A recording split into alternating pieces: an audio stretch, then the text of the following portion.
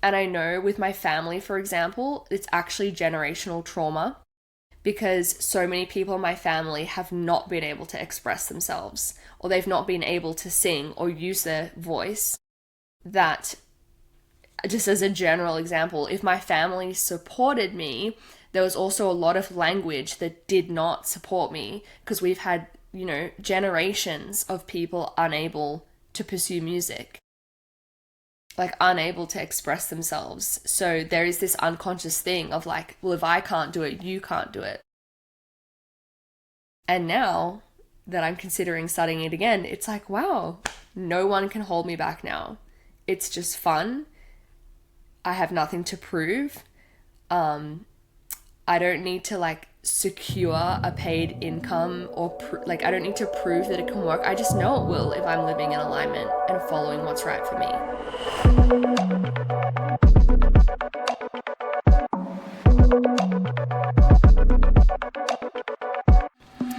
Welcome to Cosmic Batter. I'm Carla and I have no idea what is going on. This podcast has been evolving faster than I can keep up, but that's essentially what it's about. We talk about reality.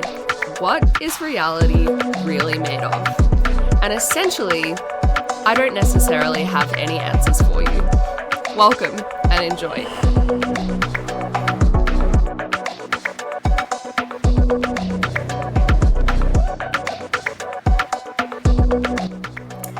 Hello, beautiful people. Welcome back to Cosmic Batter. New day, new location. So I'm at another house sit, which explains the new setup. Excuse the camera being on an angle. I'm doing that to get as much natural light as possible. Otherwise, half of me would kind of be in the dark. But anyway, welcome back. It is being surprisingly challenging for me to do this episode right now. I have stopped and started a couple of times. I'm promising myself I'm not going to do it again because it feels different to obviously be recording just a week later. I guess I feel vulnerable, I'm really excited about recording a podcast every week. That's my intention. As I said, I'm still going to follow my sacral and what feels right. Let me just adjust. I am still going to follow my sacral and what feels right, but it feels right for me to show up consistently. Like my capacity has changed. Yeah.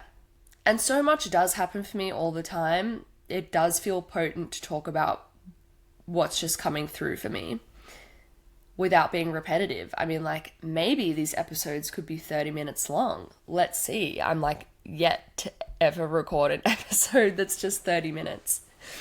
Okay, first of all, obviously I've been house sitting around Sydney, like pet sitting, things like that. So people go away, I look after their pets. Now, the way that I've been doing this, I kind of spoke about it last week, but I say, like, in my little advertisement thing, so I mentioned last time I posted to Facebook, I did eventually sign up to these like paid websites specifically for pet sitting because I just wanted more options to make sure that I can get like higher quality houses. So I did do purely Facebook for a while and got a whole bunch of sits. I proved to myself I could like do it completely for free. And then I was like, okay, I just want more options now to choose from for myself. And so then I signed up to 2 websites that offer pet sitting. Both of them were paid like $100. And I felt like this is opening up more channels of abundance. So originally it was like, can I do this completely for free off Facebook, not pay a cent and get accommodation? Yes, I ticked that box. I did that. And then I was like, okay, I want more options to pick from. Facebook, yes, of course it's abundant. We can get whatever we want like for free, but I can also literally open more channels of abundance. So then I signed up to 2 other sites. Anyway, not super relevant. What I say in my little advertisement is that I have moved to Sydney. I live here now, which is true. and that I want to pet sit around Sydney to get to know all the different areas before I decide where I want to live, like where I want to rent, which is also true. And the benefit of that is that, yeah, it's allowed me to like come here and live for free and travel, which is what I wanted to do. Like, I didn't want to be tied down, didn't want to be renting, didn't want to be stuck in one location. It's allowed me to do exactly that. And also, like, by telling people I live here and I'm going to get a rental, it, makes me feel like a local and more trustworthy. And it's true, right? But renting wasn't really on my radar right now. Okay. So it is true, I will eventually get a place, but like, it just wasn't really on my radar. I was kind of enjoying just moving around. And then I got to this one bedroom apartment, which is really beautiful. And the owner asked me, like, where am I kind of thinking of living? And I've had like multiple people ask me this, and I tell them like the areas that I'm enjoying, like it's really important for me to be near the beach, things like that. And she asked me if I'd be interested in renting this space next year. And I was like, oh, right. That is something that I have been talking about. Like, even though I haven't been pursuing it. And what I found interesting about that is that the offer felt really abundant and grounded, where literally like 6 months ago, renting felt so uncomfortable to me. I was like, I don't want to do it. I don't want to be pinned down. I don't want to be pushed into that. I don't want to be stuck somewhere. Like, I want to be moving. I want freedom. Like, it just felt really overwhelming before. And also, because I've said openly, like, my business is running, it's doing great, it's in flow, but I have been resting. So my income has been sporadic.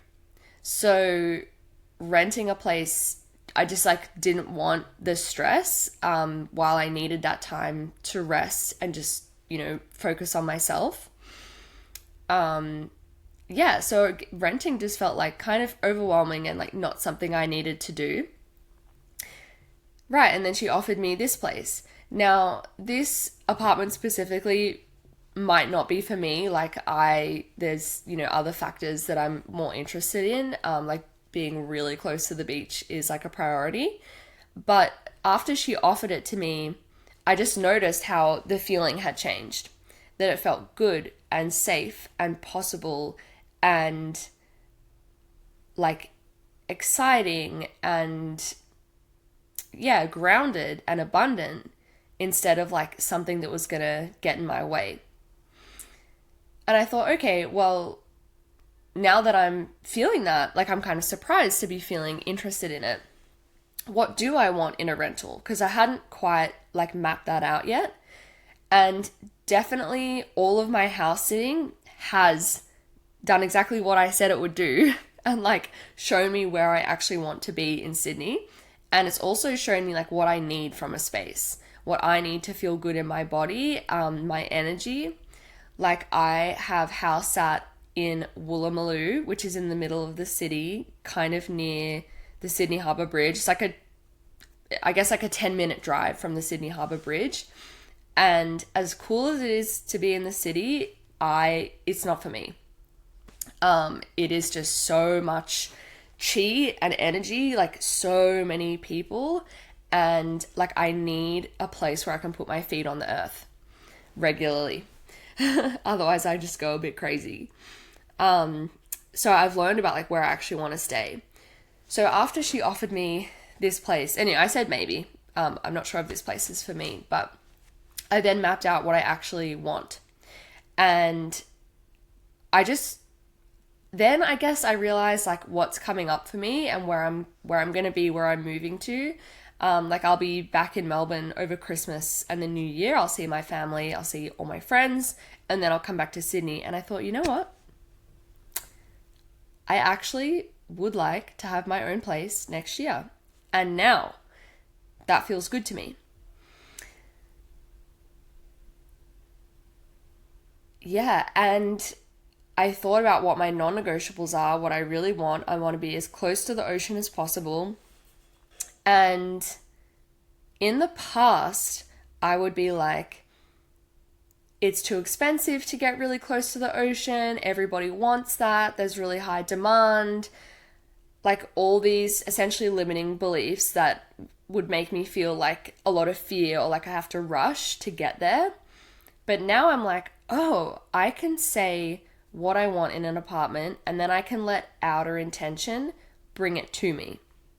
So outer intention is a reality transurfing term, and essentially like you decide on your chosen timeline, you decide what you want to experience, and then you allow so when I decide what I want, that's my internal intention, and when I take action, that's also internal intention. And then I allow external intention, outer intention, sorry, to bring it to me. So you like trust that stuff is going to happen for you essentially. Yeah, so now I'm like, okay, this is what I want, and I let go. And I know this rental that I would like is going to appear and come to me.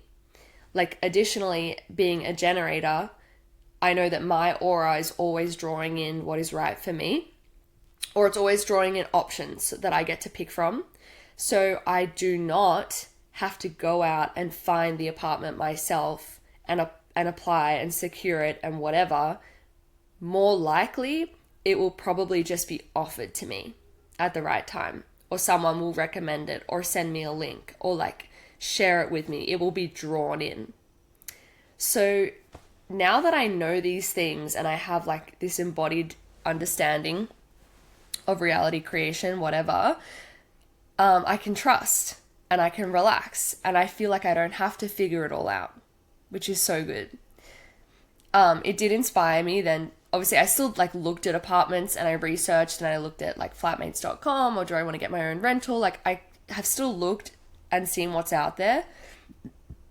So I have that awareness, but I'm not like trying to hunt or compete to get the space. So that's exciting for me. Next, considering like that I want a rental now, for next year, I then thought, okay, I don't want my business to be like sporadic anymore, which I already knew. Like I don't want the bookings to be sporadic. I want them to be really consistent. I want to step into that next level.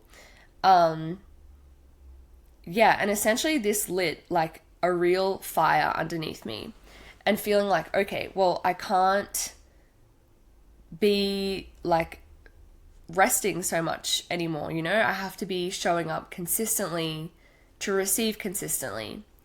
And I feel like it's good that this is coming up because last week I just talked about how much I rested and how much I needed that. And I sort of want to be clear that I was supported in that because it was the right thing to do for me. It doesn't mean that I was sitting on my hands doing nothing. Like the resting is doing as well, especially, you know, when it's aligned. And I already mentioned, like, I still did work that I was capable of doing at that time. Like all the energetic hygiene cleaning that I did, all this reflecting in my business, and then like redoing my website, a lot of behind the scenes stuff that I was capable of doing. So yeah, being abundant isn't just about resting. Like it depends, you know, what's aligned for you. And I think with that period of like really, really, really, really deep rest for me was a part of the deconditioning process, like which they talk about in human design. Like in human design, you understand your energy blueprint, how you as an individual are designed to operate, and you start making choices that align with your true self, like what you're really here to do, and you start to decondition the not self, which is, you know, patterns that you've picked up from society or things that you think that you should do, qualities that you admire in other people that you want to embody, but they're not like a true reflection of you. It's all deconditioning. So I feel that really deep rest period for me was a part of the deconditioning process. So even as a generator, I have a defined sacral and a defined root, which are the energy centers, which means I have consistent energy in both energy centers. Even though I have that, there's probably like years of not self energy that I'm releasing from my body for my energy stores to like genuinely refill. And I will also say, because like this is really what's on my mind, I also have Saturn in the 6th house, Saturn in Pisces in the 6th house, and I have Aquarius, Mercury also in the 6th house. So if you're familiar with astrology, the 6th house is about routines and like our daily health. It's about our health. And having Saturn in Pisces here means that my routines are really deeply in flow, especially with Pisces. It's very intuitive, and there can be sometimes cycles of rest with like no explanation necessarily. And the way that I operate with my Aquarius Mercury in the 6th house of routines means my routines are very different. Like my routines are like just purely about freedom and flow. And I'm also in my Saturn return, right? So I have Saturn in Pisces. Saturn in Pisces, I believe, leaves, changes sign for the last time in March 2026. So my Saturn return is almost over. So I felt like this really deep healing period that I had was aligned to all of that. So much going on. And so I was supported because it was right for me. But now that I have energy and I want to show up more, things like a weekly podcast feel good. And so if I want to rant, I want things to be more consistent and I want to be available for more people because I love doing this. I love my work, right? So that sort of lit a fire in me, and it made me feel like I have to get going. Like, let's get back to 10K months. Like I used to do 10K months all the time in my fitness business. And here and there through my healing work, I've had things like 10K months. Anyway, so like the girl boss cap definitely came on for a minute. And I thought, okay, weekly podcast, email, content. I've definitely been posting more often now that I have more energy. I have tons that I want to talk about. Like I can do, women's circles regularly. Even while I'm traveling, I can do women's circles and anyway, I just thought of like all these things that I could do to make it consistent again. And I'm doing like air quotation marks around like make it. And I had this mental, I guess a bit of a spiral, like roundabout, being like, okay, well, even if I show up more and do more, it doesn't guarantee bookings. Like it's still based on trust. Even if you show up all the time and tick all the boxes and put money into paid advertising, all the things, you still can't actually predict like how many bookings you'll get or how many clients you'll get, right? Unless you have a specific energy type that thrives on that. And then I remembered, oh, I've done this before. I did that in my fitness business. I ticked all the boxes. I did all the work possible. I did paid advertising, sales calls, all the things. I like built a funnel to gather leads and funnel in clients to make a certain amount of money. And even though it partly worked because I was making like more and more money and hitting certain milestones, it also was not reliable because, like I said, you still can't control how many clients you get or where they come from or how much they choose to pay or like what they choose to do or any of that. So after a few days of like stressing and being like, oh my God, well, if I'm gonna rent now, like I can't be just going with the flow all the time. After feeling that, then I was like, oh, wait. Let me come back to what I talk about, which is like whatever action I want to take is going to be enough and aligned. I thought, oh, okay, well, I already, before I panicked, I already wanted to podcast more often. I already had a sacral full body yes to that. Excited about how I change my podcast and just share what's on my mind. Committing loosely to like weekly recordings. And then with that, posting more when that's aligned. Writing more emails when it feels good. Doing women's circles when I want to. Like, I was already going to do that. And then thinking, oh, okay, that's enough. So I've now decided my chosen timeline when I want to start renting. I still am loving traveling and house sitting. I'm going to enjoy that for the rest of the year. Go back to Melbourne for Christmas, come back, get a place. Okay, get a place, make more, have it be consistent income, consistent sessions. Can I just decide that and choose that timeline and know that what I do is enough? I don't suddenly have to bend over backwards and do a million backflips and dances to entertain my business, like to grow. So yeah, what you're already doing is normally enough. My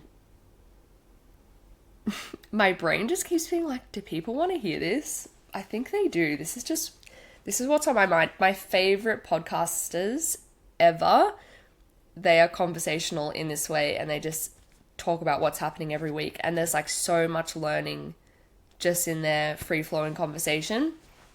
So yeah, I'm just going to trust. Okay. So I love this for me though. I'm excited about renting and trusting myself, and I'm excited to podcast more often, and the knowing that I can choose my timeline and the certainty that I have in myself and my ability to do that. And yeah, it's made me reflect more on these like levels of magnetism that I have grown to understand and embody, and how fucking cool it is to now see it like playing out and like the arc of the growth that I've been through. And it helps me to feel sane and like, yeah, I actually do fucking know what I'm talking about. So in terms of magnetism, I think of how far I've come and the different sort of levels to embodying that. So when I was a personal trainer at a gym, and when I started like being a solo personal trainer and I had no clients at all, I would use the gym's database and see who had not come in for 30 days. And I would call them and say, hey, like I'm from the gym. I noticed you haven't been in for 30 days. Why don't you come in for a free session? I'll walk you through the gym again and I can give you like some advice. Lots of people would say no. Some people would say yes. And then I would offer them 3 personal training sessions for $99, which is a really good deal. Most of them would say yes to that. And then in those 3 sessions, I would say things like, okay, this is where you're at. Like we do a little health assessment. I'd write them a little program and I'd be like, this is where you're at. This is what you're doing really well. This is what I would recommend. And then eventually, if you want to continue, you can do 12 weeks with me or 3 months, like a package. See me every week as a PT. Like this is how we'd achieve your goals. This is how much it is. Now, my point in that is that's like a very high output to get people to work with you, essentially. Like cold calling people, going through a database, then getting them in for a free session and all that. Very time consuming, very labor intensive. And did work. Very, very time consuming. Then, say fast forward to my online business, and when I first started, right, at the very beginning when people were just showing me how to operate an online business, I would cold DM people. So I'd message people that had tagged like fitness or gym or whatever. And I'd be like, hey, like I noticed you're interested in fitness. Like I'm a fitness coach. I'd love to know what your goals are. Like try and strum up a conversation with them. And I like hate people that cold DM me now. Just always delete them. But I used to do that. Paid advertising, sales calls, developing a funnel, all the things. When I moved on from that, because obviously that was exhausting. When I moved on from that to my healing work, I decided to focus on organic marketing only, no paid ads, no sales calls, but then being like, okay, I have to make tons of content. And like, I used to make reels every single day. I would like batch produce content, and I would do photo shoots to get lots of content, and then like be writing and posting all the time. So there's still, it's like the level of output that I do has like consistently reduced, and it's the arc of that is like starting to make sense now, I guess. And now to think like I only post when I want to, I only podcast when I want to. I never cold DM people. I don't reply to everything. Like, if sometimes I get some funky comments on YouTube that they're just not relevant, or like they don't add anything to the conversation, or the person, it's not constructive, I just don't reply. Like in the past, I used to respond to all of these things and try and explain myself, or like if someone made a comment where like they didn't understand my work, I'd be like, no, well, I have to explain myself and convince them that I actually do know what I'm doing. Now I'm like, no chasing, I don't need to explain myself. If they don't get it, they don't resonate, like whatever. So yeah, and I think as well, like I want to add, it was, so after, healing work, I did lots of content, and I was still running courses, around like the healing work or business magnetism. I had courses like Abundance Mastery and the Wealth Frequency, and More Than Money, which is like all about integrity, I guess manifestation, drawing in like the life that you want. And essentially like how to not run a business like my original fitness business with like massively overworking. So I was still running courses and stuff. And then over time being like, I'm tired of launching like hard advertising, hard marketing, tired of posting all the time. And it took me a while to then take that next leap of faith to be like, I'm not going to post every day anymore. I don't want to do that. Like, I trust that I am magnetic enough that I don't have to show up in that way. So it took a long time to have that faith. And then it took possibly even a longer time to surrender that like, I want to take a break from courses and like teaching. Because I had been teaching, essentially courses like consistently since 2020. The fitness program that I developed online in 2020 was like amazing, and that was constantly evolving. And then, come 2021, I started to teach a bit more about, abundance and the healing work, and I studied NLP. It's just always teaching and like developing courses. Anyway, it wasn't until 2024 that I finished the Flow Living course, had Kundalini, and then I was like, okay, I'm going to take this leap of faith. No more courses. I just trust people will come. I'll just post when I want and people will come. And that was so fucking scary and confronting. I feel like I've said this before, so I'll move along in my talking. But I also, I reduced the price of my sessions at the time as well, because I felt like so humbled by Kundalini.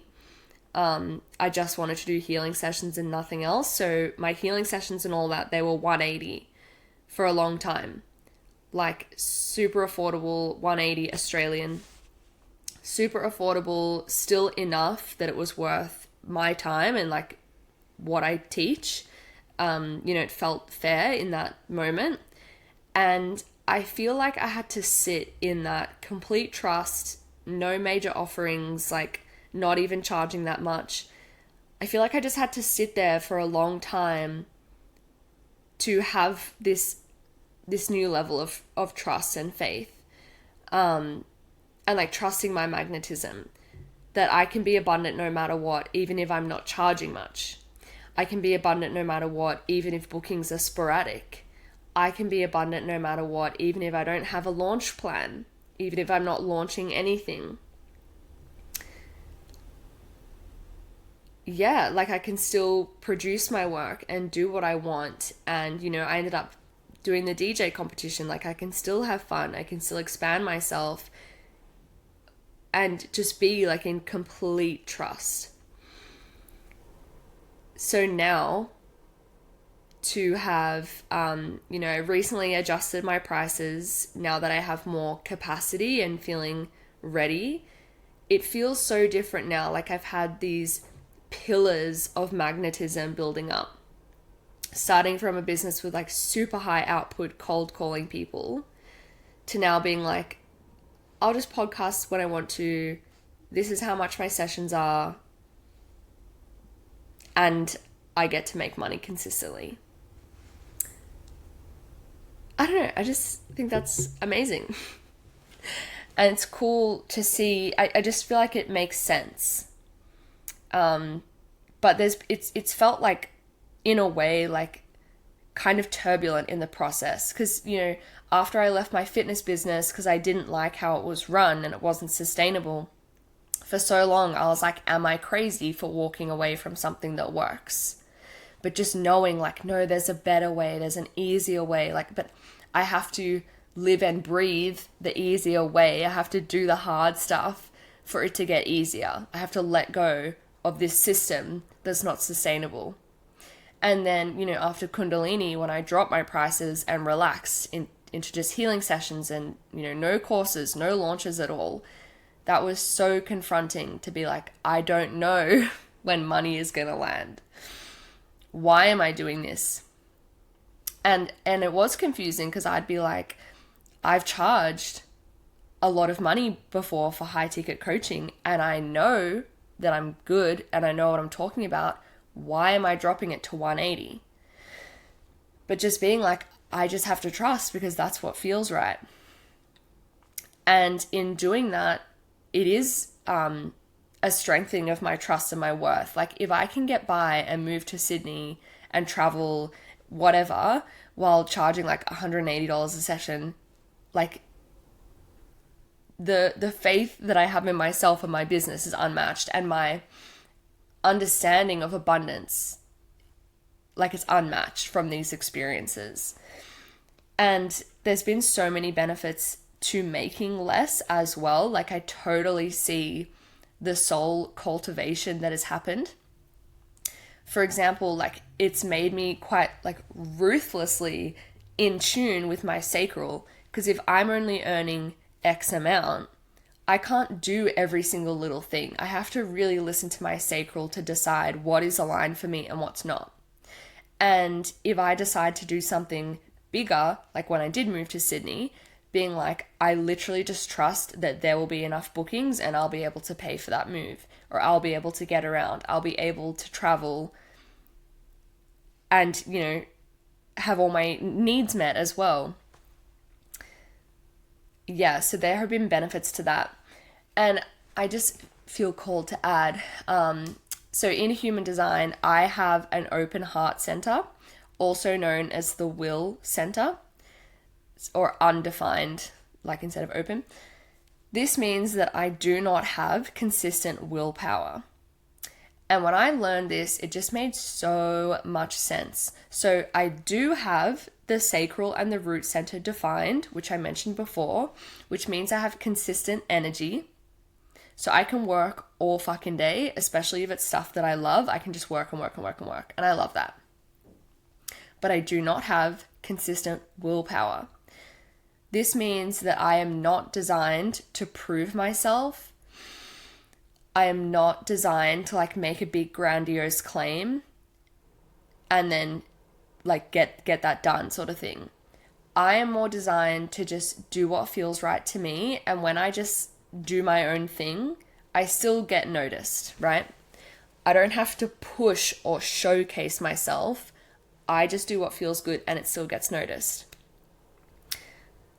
And the reason why that's relevant is because it has helped me to understand my journey with money as well. Because there have been times where I've had an amazing product and a service and I'm charging a certain amount and it feels balanced and right for my energy and it just flows. And then other times, like after Kundalini, where I was exhausted from that experience and it shattered like everything that I knew. And I just felt like I cannot charge high ticket anymore because I don't have the energy.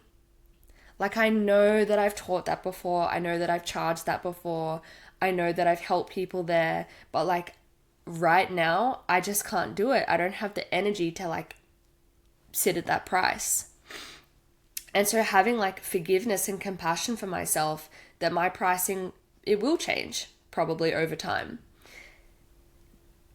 However, like now, after this journey that I've been on of having like reduced prices and just being in trust, now that I've had that journey, I feel like I have embodied the wisdom and that now my pricing feels like more structured and grounded and permanent again.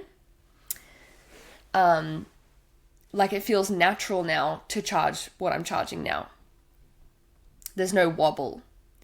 And so I have to honor what feels grounded for me instead of if someone else had a defined will center, they could be like, I'm this, I'm charging this, and that's it, period.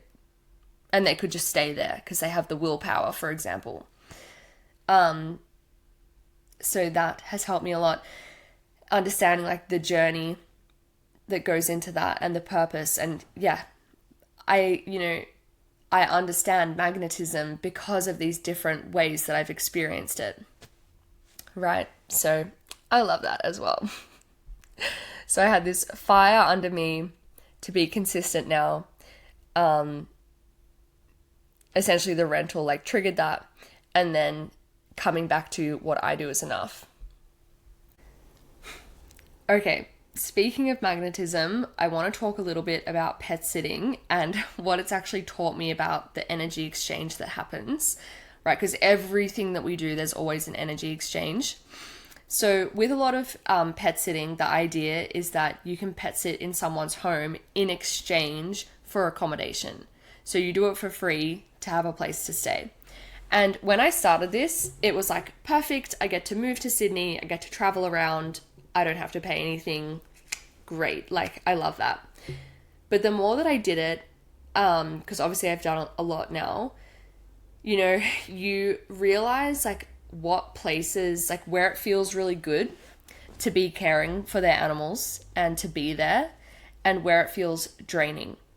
And when it feels good and like a fair energy exchange is when the house is a nice house, it's in a nice location, it has good energy, and especially if the animals are loved and well cared for, then the sit can be like quite easy to do and an enjoyable experience. But when it feels draining is when the house is like not in a very good place. It's in the middle of nowhere. Like it's not really a holiday, like it's just in the middle of nowhere. If the house has really stagnant energy, if it's like not very clean, or if the animals are not very well cared for, like these things have a massive impact on my energy. And then it's taught me so much about like how important environment is as well. But so I've learned like what feels like a good exchange and what feels draining. And so I actually had a pet sit where they insisted on paying me. They just wanted to pay me because I was like, oh, it's fine, I run my own business, like I make my own money. And they were just like, yeah, but we can just pay you because we can, like, whatever. And when they paid me for that, it just reminded me, like, well, essentially what a good service I offer as well. Like, with pet sitting, because I run my business from home, I am home most of the time. Not a lot of people can do that. I'm extremely experienced with animals, like professional, reliable, clean, whatever, all the things. And a lot of people they're happy to pay, but they just want their pet to stay home where the pet feels comfortable. So anyway, after they insisted on paying me, I decided, I actually do provide an amazing service. Can I start to charge for this? And of course I can charge for it, right? But the added challenge was being like, this is how I'm actually getting accommodation right now. Like, this is how I get a roof over my head. Can I now flip it from doing it for free to getting paid? Can I start to get paid everywhere that I go?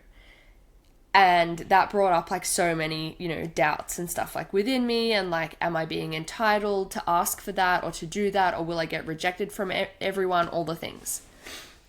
But I did make it a bit of a boundary. Like, I already had some free house sits booked in, and I'm like, can I start to fill the gaps with paid sits? Now, anytime we set a new boundary in your reality, or set like a new expectation, or like you have a new chosen timeline, there will always be challenges, because your new frequency is going to be tested. Can you embody this no matter what? Old fears are going to come up. Like, there's so many things that happen to then like embody that new frequency. So after saying, okay, I'm going to prioritize paid pet sits, literally like every single pet sit that I applied for or was offered, I didn't get. And I was so panicked for a minute, and like, what have I done? Like, I've made a big mistake and now I'm not going to have accommodation and all the things. And then I decided, okay, like, I remembered I'm a generator. They're going to come to me. Whatever I want, it's going to be drawn into my energetic field. It's going to happen. And then I thought, okay, how can I continue to feel abundant so that I don't feel this like survival pressure on, where I live? Okay, because house sits were flowing before when I was happy to do them for free. I was getting them all back to back, like manifesting them, no problem. But there was no pressure, like, because it was free. Like, of course I was going to get them. So I said, okay, to continue to feel abundant and to continue to feel safe and then like not go into survival mode, I can actually keep doing free sits if I want to. And I just took the pressure off, and I think I maybe applied for a few more free sits to ensure like at any one point I have 4 weeks of accommodation already booked. And literally as soon as I did that, say I picked up like another free sit, I got a paid sit booking like the next day. That was 3 days after I decided to get paid sits. So it was so funny to look back at that. Like, I look back at it a few weeks later and I was like, oh, I really panicked. like in that, when I said I'm going to prioritize paid sits and then I got a couple of rejections, I literally felt like that experience was going on for weeks. And I was like, oh my God, I've been rejected from everything. What have I done? And then I look back, I'm like, I literally got a paid pet sit within 3 days of deciding I'm going to get paid pet sits. And I think now I've had 1, 2, 3. I now have had 5. 3 of them are coming up, 2 of them, whatever. It doesn't matter. And they are all about $50 a day. So like, the money doesn't matter. It's actually not about that. It's obviously not my main source of income, but the way that I could flip around like that magnetism and setting the boundary, knowing my worth, and then feeling grounded in it as well. And I feel like I learned something really valuable in saying like, okay, it's actually more important that I feel safe and that it's the flow continues. So I can take on free pet sits if I want to have accommodation. As soon as I allowed it to flow, paid pet sits appeared.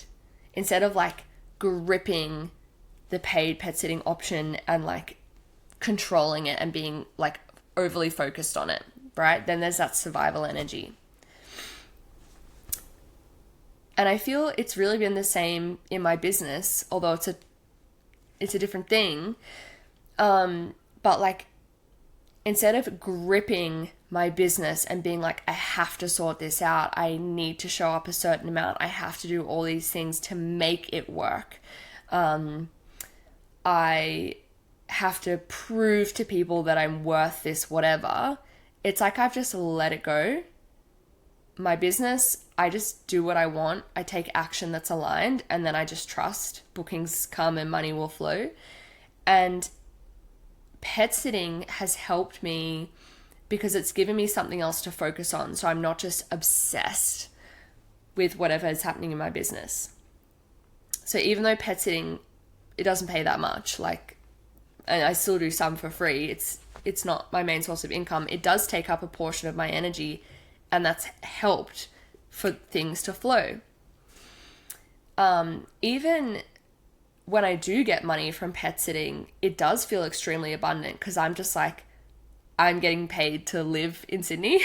Like, great. Just another source of abundance, and that helps the flow as well. I mean, similar also with music, because I do music for fun, and music is now growing, and like it does, take up a certain amount of my energy. That helps my healing work as well. Anyway, so if you want to be magnetic, like, don't obsess over things. You don't have to fixate on your business either. Like, you can just let it sort of reveal itself in like this loose, flowy way. There's still structure. But yeah, anyway, I hope that makes sense. And especially realizing how quickly the shift actually was from choosing to do paid sits and then the result. And I feel like the feedback that I've gotten from pet sitting and like choosing, like, this is what I'm going to prioritize. This is my chosen timeline. Like, this is my standard now. And how quickly that's actually come through reality, knowing that the same is true for my business, for my healing work, for my music. Like, I know my chosen timeline. For example, renting next year.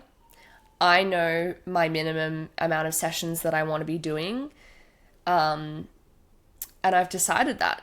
And now I'm like, I have the evidence via pet sitting, and everything else that I've done, like, that it works.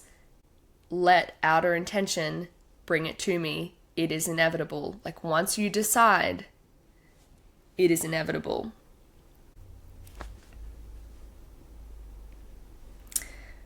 Right. So in the last week, decided to rent, already knew I was going to podcast more, had a bit of a fire lit underneath me, remembered that what I do is already enough, and I've secured like a couple more paid pet sits, trusting that magnetism, like being offered a rental, all these things. And this last week, it honestly feels like my manifestations are coming to me faster than I can like even ask for them. So like with the rental, yes, I was telling people like I want to find where I'm going to live, but I wasn't even really looking for a rental. And now I'm like, oh, it's on my radar now, and it's like a possibility. As well as that, I want to talk about some things that shifted for me with music this week. So as you know, like I DJ now. I haven't done a gig in a while, except I did just do this 4-hour pop-up gig in Scone, which I'm pretty sure I mentioned. I just organized that myself. It was really fun, and it was very activating to organize it myself, to do a pop-up gig, and to play in a regional area. With music as well, I got invited to a free women and gender diverse music workshop on Saturday. It was run by APRA. So I went, it was in Sydney at the SAE University College, and it was a day, like I didn't even know what to expect. I just signed up because I was like, free women in music, I'm there, like free workshop. And it was about songwriting, audio engineering, and a little bit about producing. And yeah, we got to like network and meet other women and gender diverse. And it was all about like equalizing the industry, the industry, because music is quite dominated by men, especially like in production and audio engineering, things like that. Anyway, it was so fun. So fun. And even songwriting, which I haven't really done before, it was just fun, and like being in the right place and the right environment, I just felt like the words coming out of me and throwing words around and like playing around with melodies. And it was really beautiful because it's so different to, you know, when I used to do musical theatre. I have a diploma in theatre, which I studied 2015, 2016. And musical theatre is just so competitive, and it's all about being fierce and like ready to perform at any moment. But you also play characters. And what I know now is that I'm not designed to play characters consistently. And I also really attribute that to having an open will center. Like, I'm designed to just do my own thing when it feels good and express myself in a way that feels good to me. Whereas other people can, you know, play a set role and like switch on and do that repeatedly. Anyway, so this Women in Music workshop was amazing. And I met some really beautiful people and it was very inspiring. And it was so fun to be back like in this music environment. And I thought, you know what, maybe I should study music again. But like, it's different now. Like, now I want to create my own music and I want to sing again, eventually in some capacity. I have so many like creative ideas flowing through me, and I really want to learn how to produce music, which I've probably mentioned on here before. Like, after the DJ comp last year, I did a music production course. I got into that for free as well. It was great and helpful, but I found that course really challenging. I didn't quite resonate with how the teacher taught, so it was like really difficult to absorb the information. But at the time, I just pushed through and I was like grateful to be doing music production at all. But I haven't been doing it since because, like, as far as I know, I don't really love it at this point. And I have then tried producing music with a friend. And a lot of producers or like musicians, what they do, they just have someone else produce it for them, essentially. And it's called like ghost producing.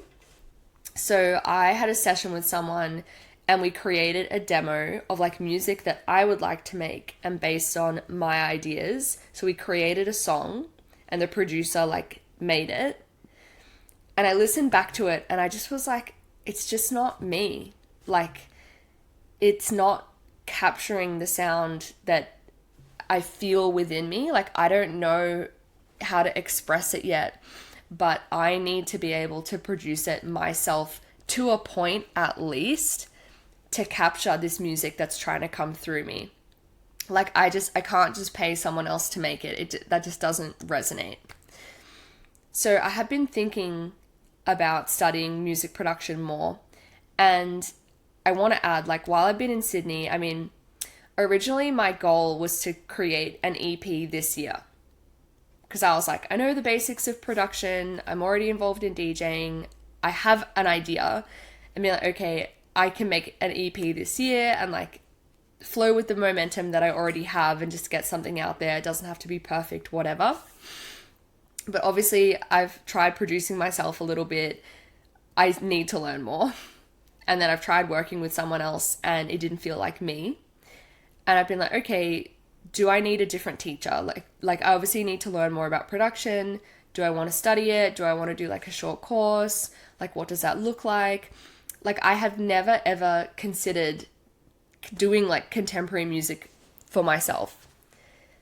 And it just makes me laugh now because obviously I did musical theatre. I played instruments like my whole life. Like, I played flute. I was in the school orchestras, everything, choir, jazz bands, like theatre group, like everything. I just used to do so much creative stuff, but I just never considered making music for myself. Anyway, then this Women in Music workshop came up and I thought, fuck, maybe I should study music.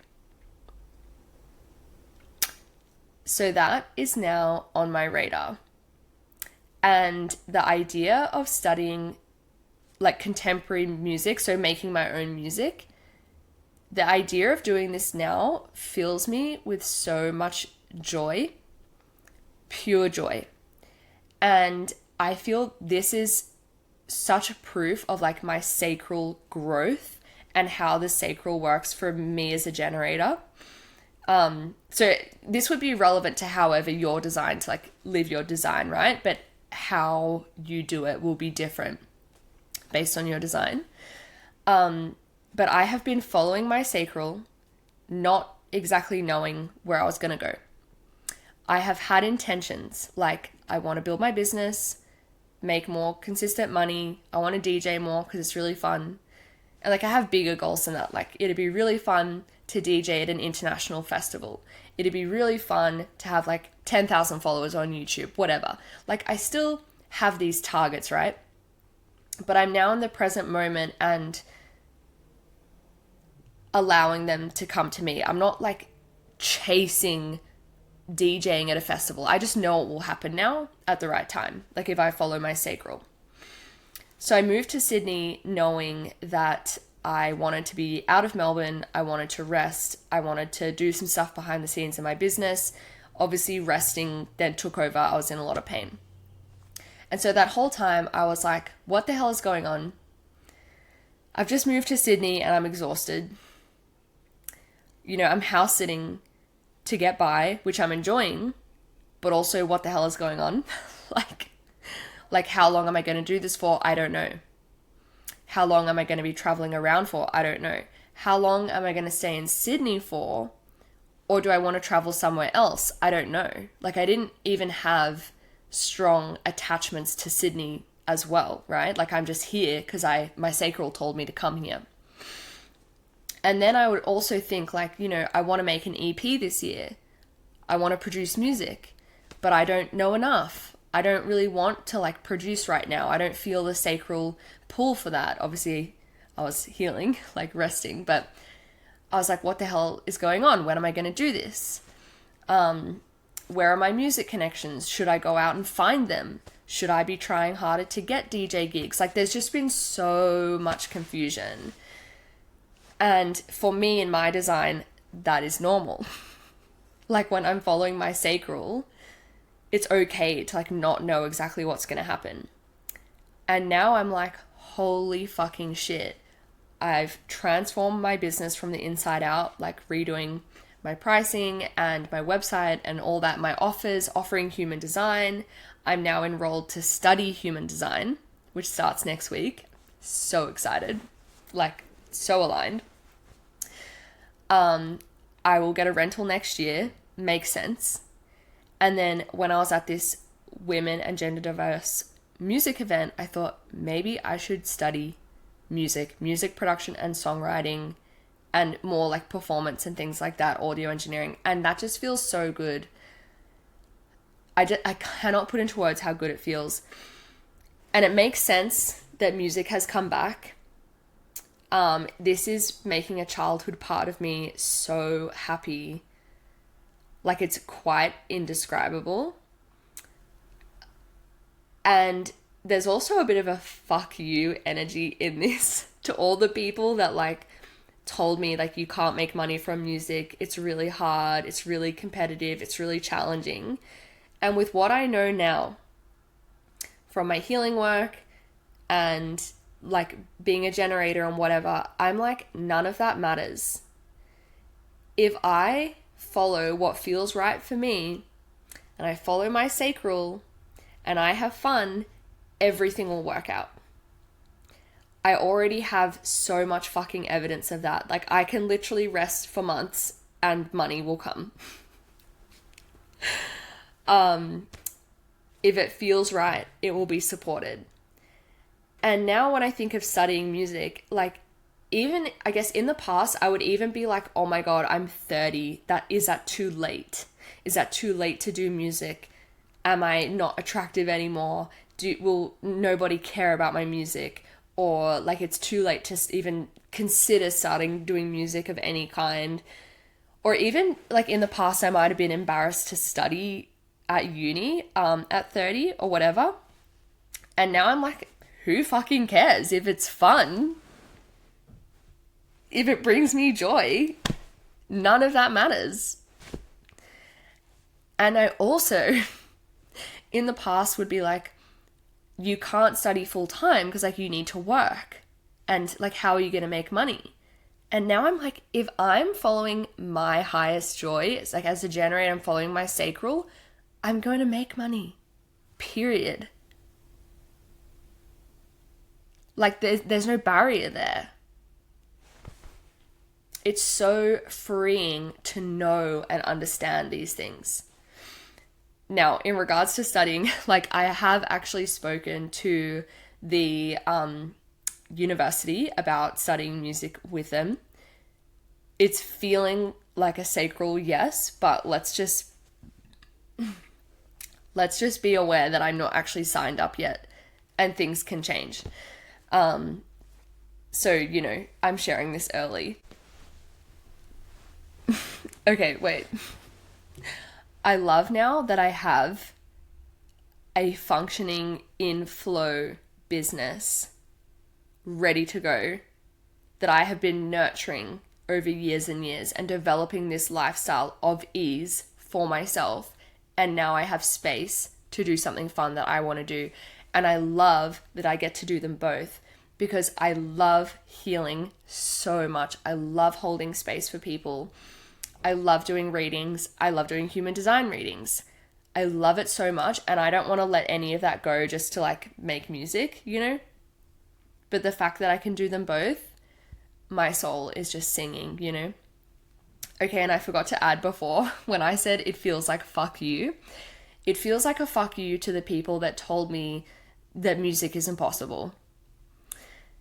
When I did musical theatre, I loved performing, I loved singing, I enjoyed dancing, and I loved acting, but I just got told so often, it's hard, it's so competitive. Are you sure? When are you going to quit? How long are you going to do it for? You know, like, you know, you're 23, like, are you sure you want to keep going? Or I can't even remember, but they'd act as if like you had aged out of it already, like all this crazy stuff. And I know with my family, for example, it's actually generational trauma because so many people in my family have not been able to express themselves or they've not been able to sing or use their voice. That, just as a general example, if my family supported me, there was also a lot of language that did not support me because we've had, you know, generations of people unable to pursue music, like unable to express themselves. So there is this unconscious thing of like, well, if I can't do it, you can't do it. And now that I'm considering studying it again, it's like, wow, no one can hold me back now. It's just fun. I have nothing to prove. I don't need to like secure a paid income or I don't need to prove that it can work. I just know it will if I'm living in alignment and following what's right for me. So that feels really good and very exciting. And I also won tickets to a rave Saturday night. And this matters because it's just more magnetism and it's more evidence for me as a generator of like things that I want to experience just coming to me. Now, this event in particular is funny because there was a famous DJ called Cloudy performing. And ages ago, I said, I would really like to see Cloudy. And I put it in my calendar. But because I've been, you know, house sitting and like pretty unwell and just prioritizing other things, I was like, I'd really love to go to this rave. But seeing as it's a rave, I'll only go if it's aligned. Like I'll have to wait until closer to the date to see if I feel well, to see if I want to pay for that, if it's a priority, whatever. But it wasn't my calendar and I forgot about it. And then literally like Wednesday last week, there was just a post like, share this post and you can win tickets. I was like, okay, shared the post, genuinely want to go, whatever. I won the tickets. And I just thought that's crazy because it was already in my calendar. Yeah, and I got to see these amazing DJs. So Cloudy, who I had heard of, but also another DJ, and I'm just going to mention her, Lola Voss, who did the same DJ competition that I did last year. And I met Lola, and we're not like close or anything. I just met her. But when she played, I knew she was going to be big. The way that she plays, her aura, she has a stage presence, but there is an energy about her. I just knew she's going to get gigs, no problem. So then to see Lola a year later supporting this super, super famous DJ and like a bunch of famous DJs was incredible. I was so glad I got to see it, and I love to see other people succeeding, not only for them, amazing for them, but also like if she can do it, I can do it. I can do it in my own way. But seeing these things in reality now, it's just evidence as to what is possible. There is no comparison at all. Like, it's in my field because it's available to me, right? Same goes for you. Like if you're listening to this, you're listening to this because it's available to you, or it wouldn't be in your field, right? But it wouldn't be my path. It would be, whatever you admire in my work being available to you in your life, right? And the rave was very fun. Raving now is so different. It's really interesting, I think, being like so spiritual and tapped into spirit, but still going to things like this. And my friends and I were talking about it, because it can be very hard going into those environments, like club environments, where there's all different people, lots of wounding and trauma, like on display, active addiction happening around you, like people on drugs or drinking alcohol, smoking, vaping, all that stuff. So I kind of want to mention it because I feel it's important, like, to acknowledge. But like, why do I still go into those environments sometimes? First of all, like, I genuinely love the music. I have always loved music, obviously, but I've also always loved techno and dance music. I've always loved it. And, for a while, I would only go to more spiritual spaces or places with no alcohol. And I've learned, like, being in those, say, really spiritually focused environments is that they are also the same. There are still going to be wounded people. There are still going to be people whose energy is off or really funky, or they're going through a hard time. There will still be people, for example, going through addiction, who come to a spiritual place, like, to step outside of that, but they might still have several addictions that they're going through with drugs, alcohol, vaping, smoking, whatever. They're just maybe not doing it in that moment. And I'm not judging that, but I'm just saying, like, we can feel these different energies, right? And also, like, sometimes spiritual places, there's people with massive egos there that think that they are the most healed or the most righteous or the best. And in contrast, when you go to like a rave or just a party or whatever, people are normally like a little bit more humble. Like, it's just people coming together, not trying to prove how good they are. Like, people are just there to dance or do whatever, have fun. I also feel that, I've done a lot of, like, I've attended some ecstatic dances. I've hosted my own ecstatic dances, and I love them, but they're also very deep. And sometimes we don't need deep. Sometimes I just want to dance and lose myself to the music, and I don't need to feel my trauma or, hold space for other people even. Sometimes we don't need to set intentions. Sometimes we can just dance for no reason at all and just be present and have fun, It doesn't always have to be like a sacred space.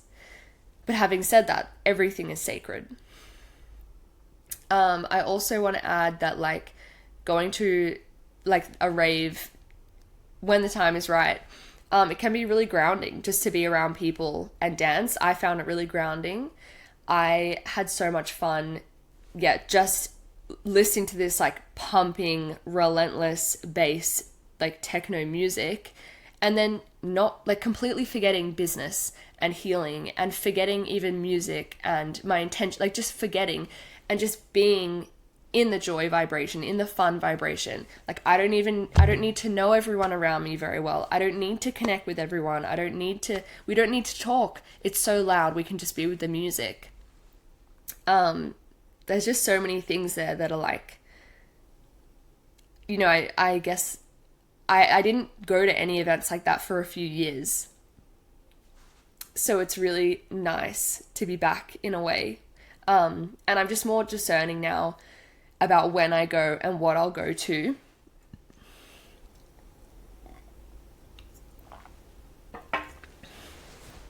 Like, I definitely do not go to every single event that I'm invited to. I don't have the energy. And I listen to my sacral. If I want to go to an event, I'll go. And if not, even if the lineup is really good, I just let it go and I trust it's not meant for me. And another thing, clubbing, raving, parties, in whatever format you do it, it actually is a part of our culture and it is sacred in its own way. And the reason why I say this as well is because it's easy to look at things like ecstatic dance or like, say, African drumming, for example, or sorry, any drumming. And the act of drumming is known to like put people into a trance and used in all different cultures. And like if we think of indigenous cultures, we think like having drumming around a fire with feet on the earth under the moon is really sacred. And like I just in like the purest spiritual community, there can be a belief that like that's the best way to do it or the only way to do it. Like you should be dancing, you know, out in nature all the time, whatever. But there is no hierarchy. And, you know, when we talk about, just as an example, things like cultural appropriation, there's this idea that like other cultures are more valuable than our own. And there's, you know, value in everything and something to be learned from everything. But I think like realizing that it actually is in our culture to dance. It's okay if we dance in a room with lights. Like, that's not actually bad or wrong. And, you know, going further, plenty of other cultures and indigenous cultures as well, like they take substances to be closer to God. I'm not like advocating drug use. I personally am like completely sober. But they do work with the spirits of these things. Like you can work with the tobacco spirit. There's hape. You can work with the hape spirit. I think that's tobacco as well. Ayahuasca. There are so many cultures where they'll get into an altered state. Even breath work, you can get into an altered state and they do that to be closer to God. And so my point is that when I go to a club, if people are taking drugs or they're drinking, I'm not demonizing it. And I'm not taking on their energy. Like I do protect my own energy before I go out. I just say like, I'm not going to absorb other people's energy, but I don't think those environments are bad or wrong anymore.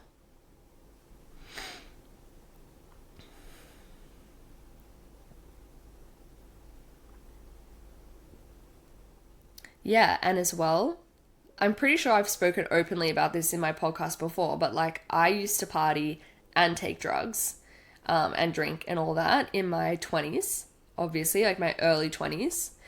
And drugs, recreational drugs like MD actually opened me up to a new way of being.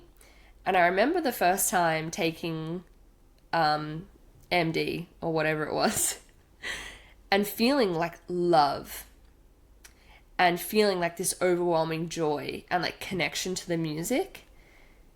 And the reason why that was important for me is then when I was sober, like after some time and reflection, I'd be like back then, I was like, I do not feel that love day to day. Why? And I've said this before, but like it actually made me realize something was not right about my day to day. Because I understand now, in my early 20s and before, I was actually very, very anxious, but I didn't know it then. Because, when you're younger, you just don't have that awareness. And I just always assumed that I was like a happy, confident person, because I am generally like optimistic, confident. I was a performer. I could talk to anyone. I can be direct. Like, I had no issues with that. So I just always thought I was happy and confident. And then when I did step into club environments and then partied sometimes, I'd realize like, wow, when I take this thing, I feel completely different and I feel love. And like, why do I not feel love day to day? So in a way, clubbing has definitely helped me on my healing journey. Like I said, I'm obviously not advocating it, but it just brings more perspective that like nothing is bad or wrong in reality. And, I had to do a lot of healing. I obviously stopped taking drugs in like 2020, roughly. I did a lot of healing, and I realized, over time that I had been doing drugs because I was not happy, and it was escapism. And like, even though it was recreational, like there were a lot of reasons behind it, but it's like the drugs were never the problem. Like, it was something else. And for me, yeah, they did make me want to change. Of course, it's different for everyone. Some people get trapped in drug use for a long time. So there's risks. I'm not advocating it, like I said. But for me to go into these environments and dance and enjoy the music is a spiritual experience. And it's worth talking about because I have spiritual friends that want to come out dancing again, but they are really hesitant, like to be in those environments. And I just think there's ways of shifting that perception. And because, as spiritual as we become or whatever, like, and for myself, having had a Kundalini awakening, that doesn't mean that you cease to exist. Like, we're still here on planet Earth, no matter what your awareness level is, and there's life to be experienced, like fun to have. And anywhere you go, there's going to be varying frequencies and people. Like, it's not avoidable. Good energies and bad energies, whatever. So it's very freeing to be able to step back into these spaces and stay grounded within myself and be like, well, I'm a healer and an intuitive, and I'm here completely sober, but I am here to fucking dance to techno, like heavy techno. And it's fun. The last thing I want to say today is I just want to mention why I don't use a booking calendar. So I personally simply just loathe automated booking calendars. I've had them before. I know how they work. And for me, they're just way more trouble than they're worth. I don't like it when people can randomly book into my week and it just like appears in my calendar. Even though you can do things like, have 48 hours notice before a booking, and I know you can adjust your availability and all that. That to me is just excess work that I do not need to do. My weeks change all the time. Like I mentioned, I have Pisces and Aquarius both in my 6th house of routines. So my schedule changes all the time. And in the past, I'd be like, all right, this is my availability. Like when I'd have a automated calendar and I'd say, I'm going to take sessions on a Thursday and a Wednesday from this and this time. And as soon as I would do that, someone would message me and be like, hey, I'm international and I can't fit on the availability that you have. Can you open a different time for me? And then I'd change it to suit someone international. And then I'd commit to like a class doing something, and then I'd have to change my availability again. And then there'd be an important event that would come up and I'd have to shuffle my availability again. It just is so unnecessary to me. And I just enjoy when, when people book the session first, like they pay for the session, and then I email them my availability. And whenever I email people, like once you've paid for your session, I will give you multiple options. So there's plenty of flexibility, but I find it so much quicker and easier. And then there's less rescheduling, less back end stuff, whatever. And like, I feel like if I was getting booked out months in advance, then I'd probably put in a booking calendar and I would actually pick a day and like stick to it or whatever. But at the moment, things are just flowing in such a nice way. Whenever someone books a session with me, there's always a space for them. Doing it by email works perfectly. So if you didn't know, via my website, if you book a session, you pay for the session and we book you in after. And I just felt I would give some insight into why I do that. It just works for me. That is all for today. Enough of my fucking rambling. I am like shocked at how much I had to talk about. I didn't even cover everything that I wrote down as like being on my mind this week. So I hope this was valuable. Please leave me a comment if you're enjoying like this type of insight. Or just let me know how you feel or what you're going through at the moment. If anyone else is having these like major lessons, I would love to know. Anyway, if my perspective resonates with you, you can book a healing session, an intuitive reading, or a human design reading. Healing sessions, we can go deep. We can release the past, release trauma, release patterns that don't serve you anymore. We can release old relationships, get clarity on where you want to go. Healing sessions can also really be used for like transformative work. So getting clear on where you want to go, how to achieve it, dreaming bigger, like reality transurfing stuff, your chosen timeline, all that fun stuff. Healing sessions. Intuitive readings, I tap into your energy and I just tell you any messages that are coming through. It can be from spirit, it can be sometimes from past loved ones. It just depends on whatever energy shows up. I also use tarot and oracle cards to go really deep. In intuitive readings, you can ask me questions. You can also provide information if you want to, but you don't have to. And human design readings. Human design, we look at your energetic blueprint, how you're designed to operate, and you can start to make decisions that are in true alignment for you, connecting to your true self, how you're meant to, flow through life. It's obviously changed my life and like these like rapid expansion cycles that I keep going through. So the same could be true for you if you understand your design. Or of course, I do have the smaller offer available, which is intuitive guidance. So you can get 15 minutes of guidance by submitting like a question, anything that you need help with, and I'll tap into your energy and let you know, and you'll get a recording that you can listen back to. I think that's enough for now. If you want to book a session, just visit my website or the link down below, and we will talk again very soon. Much love. Bye.